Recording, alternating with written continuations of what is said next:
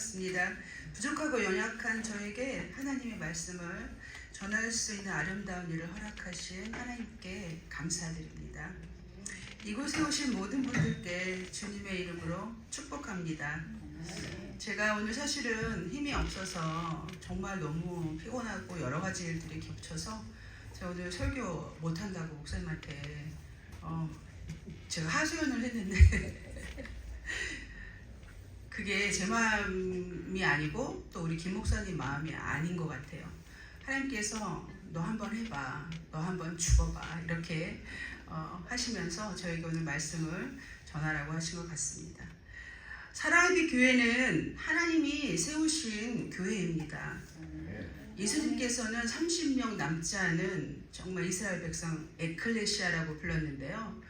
그들에게 내가 너희에게 교회를 세우겠노라 그렇게 얘기하셨거든요. 저희가 수가 적다고 하지만 그 어떤 교회보다 예수님을 사랑하고 예수님의 십자가의 보혈이 아니면 우리가 살아갈 수 없다는 것을 고백하는 하늘 성도들이 모인 곳이 바로 사랑의 빛 교회임을 오늘 선포합니다. 오늘 여러분 중에 몇 분은 아마도 출생의 비밀을 알고 가시지 않을까 하는 생각이 듭니다. 오늘 저와 함께 하루가 주는 은혜라는 주제로 말씀을 나누겠습니다. 우리 앞에서 봉독한 것과 같이 시편 90편 12절 말씀. 우리에게 우리 나라 계수함을 가르치사 지혜로운 마음을 얻게 하소서. 여러분, 하루는 24시간의 의미를 가지고 있습니다. 하루 중 아침과 저녁으로 하나님은 창세기 1장에 말씀하셨어요. 저녁이 되며 아침이 되니 이는 첫째 날이라 라고 하나님은 말씀하셨습니다. 보케르는 아침이란 히브리어 말이고요. 에레브는 저녁이란 히브리어 단어입니다. 그러면 하루는 히브리어로 뭐라고 할까요? 용이라고 합니다. 이 단어는 구약 성경에 무려 2300회 정도 나옵니다. 이거 제가 센 게 아니라 인터넷에서 찾아보면 나와요. 대표적으로 창세기 1장 5절 말씀. 하나님이 빛을 낮이라 부르시고 어둠을 밤이라 부르시니, 이 단어는 구약 성경에서 가장 중요한 시간 개념으로, 이 개념으로 시간의 영역뿐만 아니라 시간의 한 점도 표현할 수 있습니다. 그래서 우리가 용의 중요함을 느낄 수 있다는 말씀입니다. 하용은 오늘 또는 어떤 특별한 날을 뜻하는 말인데요. 저에게는 바로 오늘이 하용입니다. 왜냐하면 하나님 말씀으로 여러분을 만나게 됐고, 오늘 제가 정말 예수님의 이름으로 오늘 이곳에 서 있게 됐으니 말이죠. 여러분, 오늘 여러분에게는 어떤 특별한 날이십니까? 여러분 혹시 하루의 무게를 생각해 보셨나요? 제가 인터넷에서 이제 여러 가지로 한번 찾아봤어요. 챗GPT한테도 물어봤고 인터넷 여러 곳을 찾아봤는데, 제가 여러분들에게 설명해드리고 표현하기에는 제가 가지고 있는 지식이 너무 부족하더라고요. 그걸 어떻게 설명을 해드려야 될지 모르겠더라고요. 그렇지만 제가 찾은 값은 1.93kg의 빛을 질량과 맞먹는 에너지를 태양으로부터 지구가 받는다, 이런 답을 가져왔습니다. 사람들은 종종 이런 말을 합니다. 하루만 더 있었더라면, 또는 그날 하루가 내 인생을 바꿨어. 여러분은 어느 쪽을 마음에 두고 계십니까? 하루라는 시간은 짧고 평범하게 느껴질 수 있지만 하나님께서 보시는 하루는 매우 특별하고 무게 있는 시간입니다. 베드로후서에는 이렇게 되어 있죠. 하루가 천년같이, 천년을 하루같이라고 쓰여져 있습니다. 앞에서 소개한 시편 90편은 모세의 기도입니다. 광야에서 수많은 인생의 날들을 지나며 그는 하루가 얼마나 귀하고 값진지를 깨닫습니다. 그리고 이렇게 기도합니다. 우리에게 우리 날 계수함을 가르치사 지혜로운 마음을 얻게 하소서. 이 기도는 하루하루의 의미와 가치를 깨닫게 해달라는 깊은 영적 기도입니다. 오늘 우리는 이 하루라는 단어 안에 담긴 하나님의 은혜, 회복, 사명을 함께 나누고자 합니다. 여러분, 하루는 인생의 단위이기도 합니다. 인생은 하루가 모여져서 만들어집니다. 한 해를 지나도 결국은 하루씩 지나온 것이고 인생 전체도 결국 하루의 연속인 것을 아시죠? 하루가 모여서 역사를 만든 것처럼 우리도 하나님 앞에 하나님의 역사를 만들어 내시기를 기도합니다. 광야에서 하나님은 이스라엘 백성에게 만나를 하루치만 주셨습니다. 그날의 필요는 그날로 채우셨죠. 왜냐하면 하루하루를 하나님께 신뢰하게 하기 위해서임을 믿습니다. 하나님 우리에게 말씀하십니다.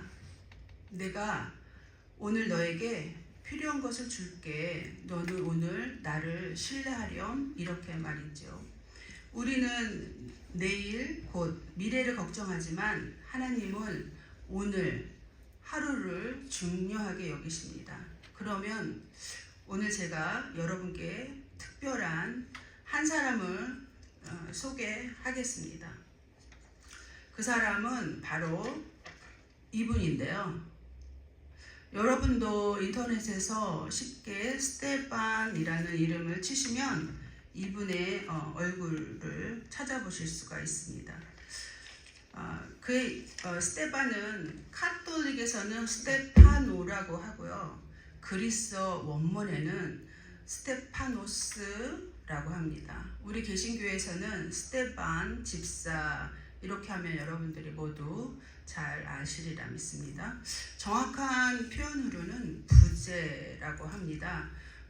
스테반 부제 이렇게요. 부제는 어떤 뜻이냐면 사도들을 돕는 역할을 하는 사람을 뜻합니다. 그는 그리스도교의 첫 번째 순교자이기도 하지요. 그를 정결한 사람들이 장사 지냈다고 합니다. 스테반은 그리스어에 능통했고요. 그의 이름은 면류관, 승리의 화관이란 뜻이 있습니다. 스테반은 성령과 지혜, 믿음과 은총이 충만한 사람으로 예루살렘의 유다인 출신과 그리스인 출신 그리스도인들의 세속적인 요구에 부응하도록 사도들로부터 선발된 7 부제 중 한 명입니다. 일부 기록에서는 7명 중에 제일 출중하고 굉장히 신실했다고 기록되어 있습니다. 스테반은 사도들에게 안수를 받았고 백성들 앞에서 놀라운 큰일과 큰 기적을 많이 행하였습니다. 그럼 여러분과 스테반이 설교를 하게 된 성경 말씀에 대하여 보겠습니다. 오늘 성경 말씀 봉독하실 권사님 준비되셨나요? 우리 한번 사도행전 6장 성경을 다 준비를 해주셨나요, 목사님? 감사합니다.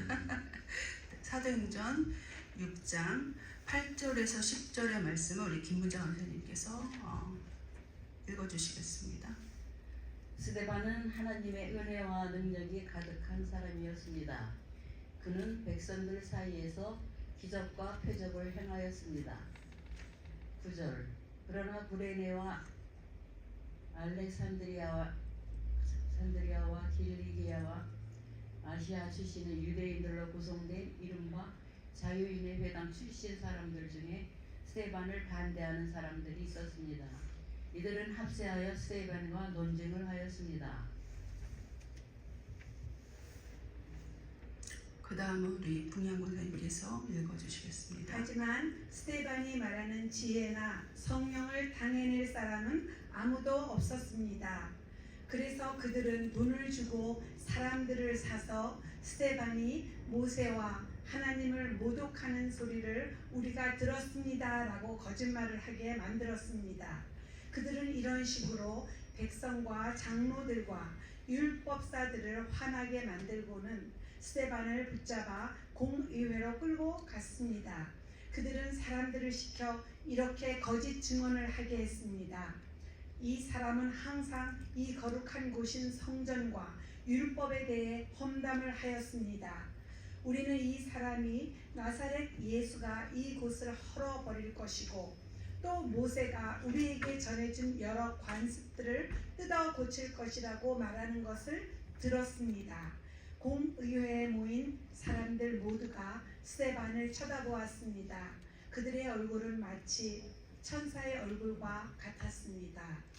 이게 이제 왜 조금 이 화면하고 다르냐면요. 제가 저기 한 거는 쉬운 성경이에요. 보다 좀 이해하기 쉽게 제가 그걸 선택해서 제가 드렸습니다.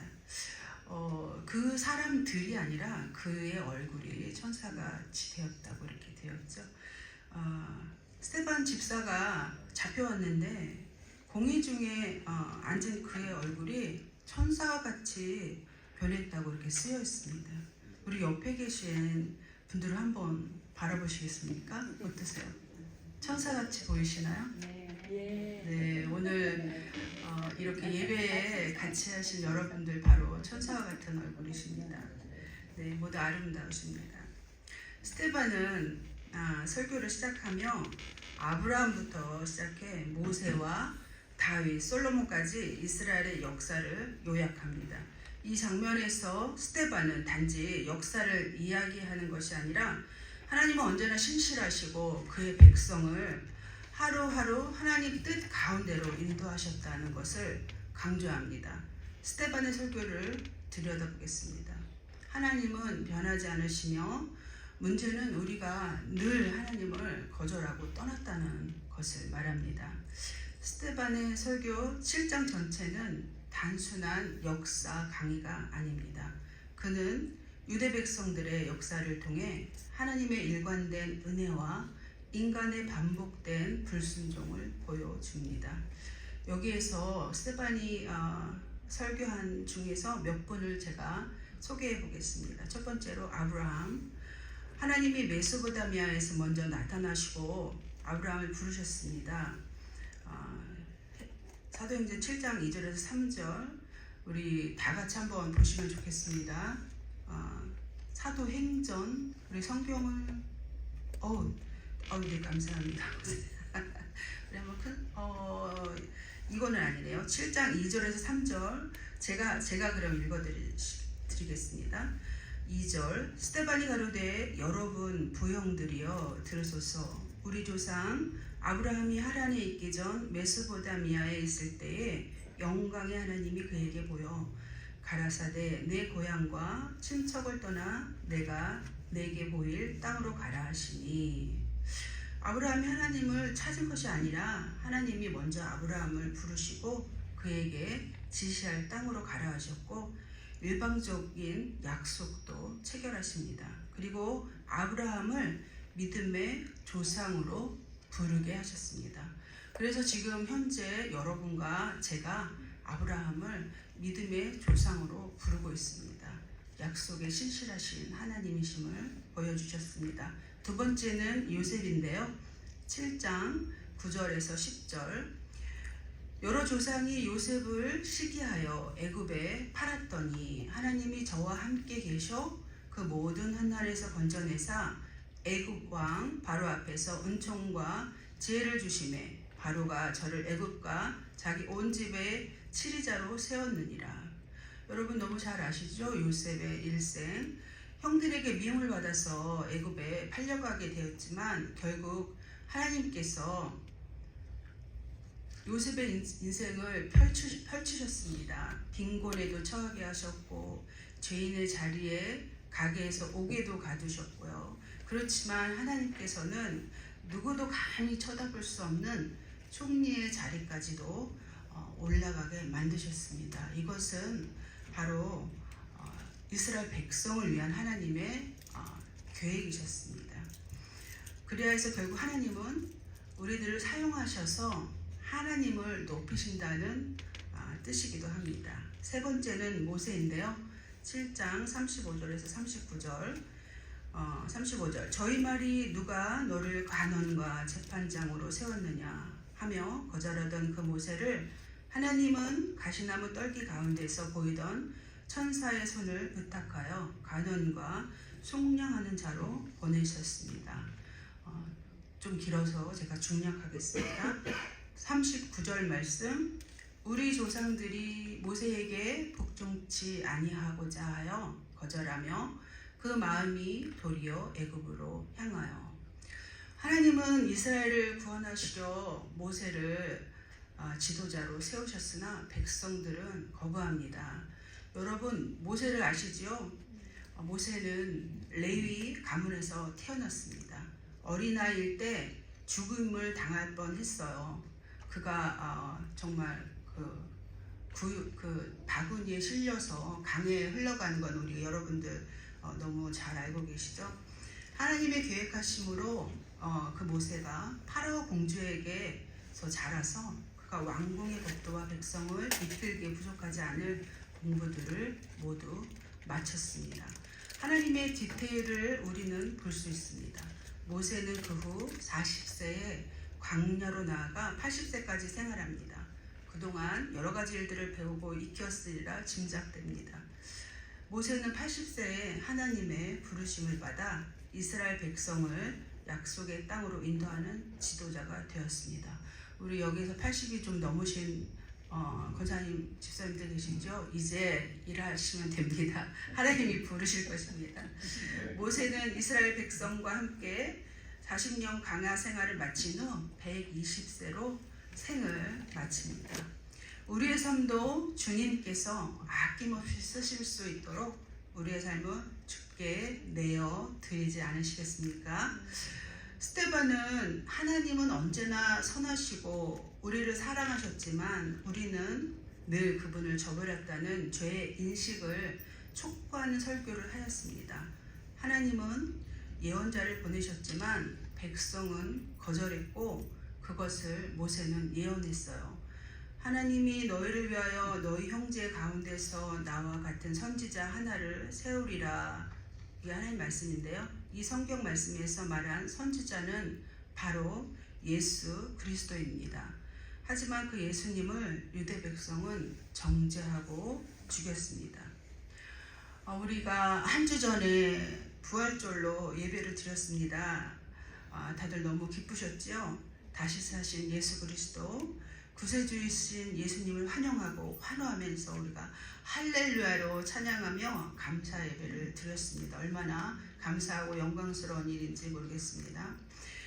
우리는 끊을 수 없는 십자가의 사랑을 받게 되었고 그 사랑으로 인해서 누군가를 사랑하지 않으면 살 수 없는 존재가 되었습니다. 죄와 사망의 생각과 미움과 시기가 가득한 나는 이제 죽고 내 안에 들어오신 예수 그리스도로 말미암아 살게 됨으로써 나를 미워하는 친구, 믿지 않는 가족, 배우자까지도 예수의 사랑으로 섬길 수 있게 되었습니다. 감사함이 아니겠습니까? 나의 의지와 뜻이 아닌 오직 예수님의 십자가 보혈의 능력으로 되어지는 것입니다. 주제를 조금 벗어나기는 했지만 오늘 제가 이렇게 강단에 섰으니 제가 평소에 하고 싶었던 말을 좀 전하고 싶습니다. 여기 계신 여러분들한테 드리는 말씀은 절대 아님을 제가 다시 한번 말씀을 드립니다. 팬데믹 이후에 집에서 혼자 예배 드리시는 분들에게 말씀을 늘 드리고 싶었는데요. 예배는 설교 말씀만 딱 클릭해서 듣는 게 예배의 전부가 아닙니다. 성도와 교제하며 찬양하며 함께 기도하며 말씀을 들으면서 하는 것이 진실된 예배라고 저는 말씀드리고 싶습니다. 설교만 듣는 것은 온전한 예배가 될 수 없습니다. 믿음의 공동체의 중요성은 함께하며 주님의 지체로서 역할을 하며 내가 믿고 알고 있는 것들이 바른지 그른지 그것을 혼자서는 절대 구분할 수 없습니다.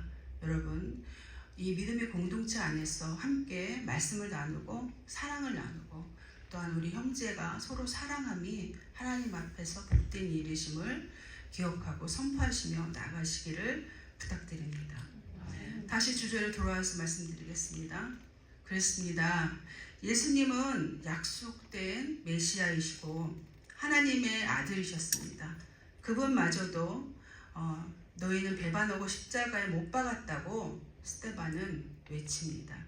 스데반의 메시지는 단호하고 강력합니다. 그는 회피하지 않았습니다. 진리를 향한 용기, 그것이 스데반의 설교를 오늘 우리에게까지 살아 숨쉬게 만듭니다. 스데반의 설교는 사람들의 양심을 찌릅니다.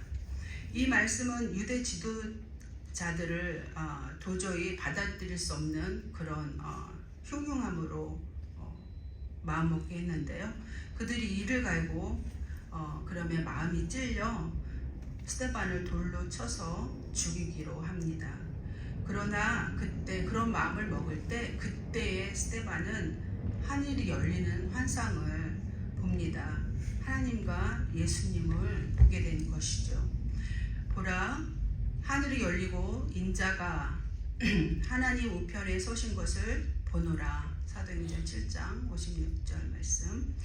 하늘 보좌에 앉아 계셨던 예수님, 스데반이 복음을 위해 외칠 때 예수님은 서서 그를 맞이하셨습니다. 이것은 성경에서 매우 특별한 장면입니다. 복음을 위해서라면 예수님도 일어나 우리를 기꺼이 맞아주신다는 말씀이기도 합니다. 그는 마지막 순간에도 이렇게 기도합니다. 주 예수여, 내 영혼을 받으시옵소서. 이 죄를 그들에게 돌리지 마옵소서. 사도행전 7장 56절. 예수님이 십자가 위에서 하셨던 기도와 너무나도 닮아 있습니다. 스데반의 설교는 단지 말을 잘한 설교가 아닙니다. 그의 설교는 삶 전체를 던진 설교입니다. 죽음을 각오하고 했다는 뜻이겠지요.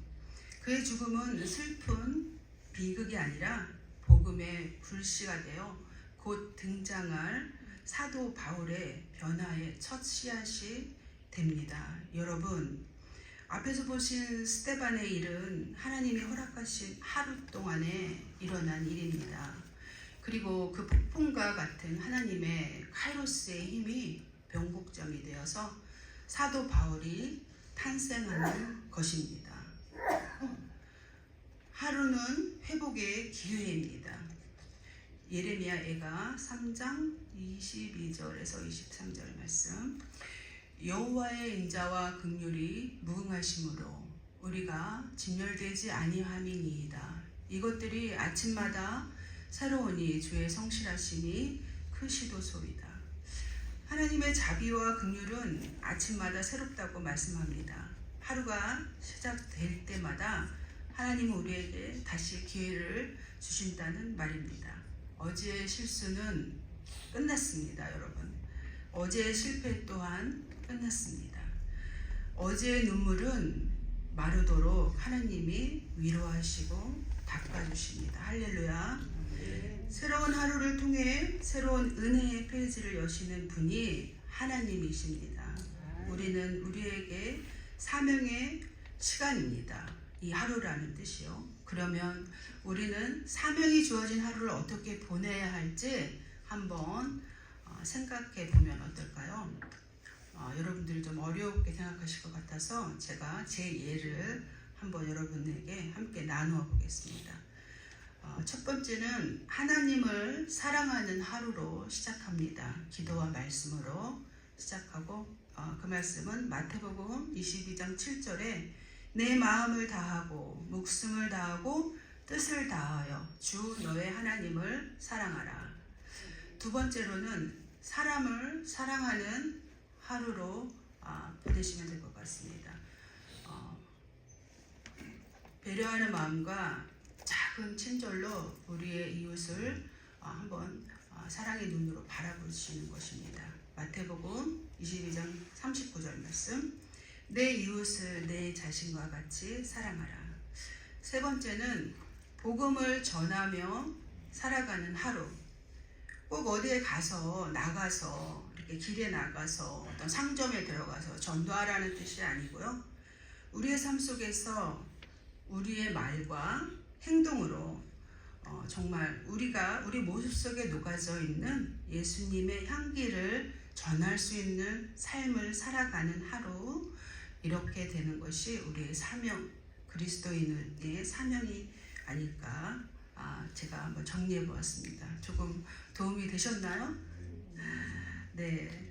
마태복음 6장 34절.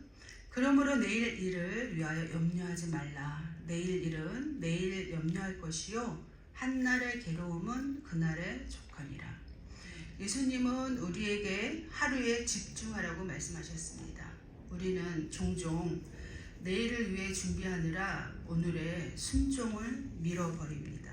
하지만 하나님은 지금 너의 작은 순종이 내가 원하는 가장 큰 헌신이다라고 말씀하십니다. 우리가 큰 사명을 원하여도 하나님은 하루 속에 우리의 진정한 순종을 통해 영원한 사명을 이루십니다. 하나님이 우리를 부르신 시간은 지금 바로 이 순간입니다. 믿으십니까, 여러분? 이곳에 모인 우리 모두가 하루하루를 주님께 드린다면 온전히 예수를 먹고 말씀으로 인해 나의 모든 것을 예수로 꼭꼭 눌러 담아 세상의 그 어떤 것도 우리를 대적할 수 없게 되고 우리에게 경건의 능력이 더해진다면 사도행전 29장을 새로이 만들어갈 수 있을 것입니다. 우리 사랑의 빛 교회가 할 수 있는 일이라고 생각합니다.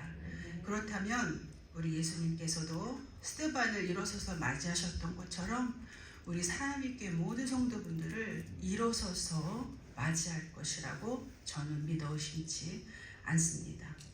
하나님이 주신 소중하고 아름다운 하루, 예수님으로 온전히 채우실 수 있도록 축복합니다, 여러분. 이제 설교를 마치겠는데요. 저희 부족한 설교를 들으시고 여러분들이 혹시 마음에 하나라도 동하셨다면 그것을 한 1분 정도 조용히 하나님께 묻고 기도하는 시간을 가지고 제가 기도함으로써 마치겠습니다. 잠깐 침묵의 기도 1분 동안 드리시겠습니다.